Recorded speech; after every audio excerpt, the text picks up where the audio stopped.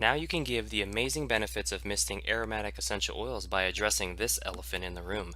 Hey, this is Lance McGowan with Essential Oils Me, and today we're going to be talking about the doTERRA Elephant Diffuser, specifically designed for kids, and the primary use is aromatic, so breathing it in.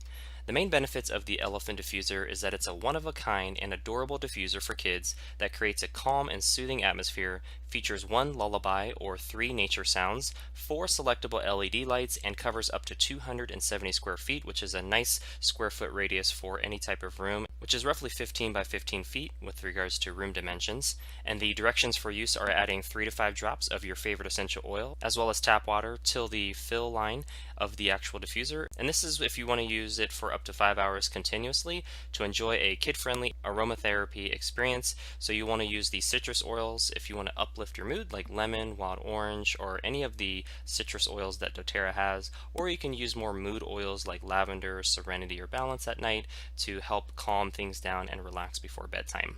Well, that concludes today's video. Thank you so much for watching. Make sure to click the like button if you did, hit subscribe for future video updates if you haven't already done so, and most importantly, check out the links in the description so you can continue to get your learn on.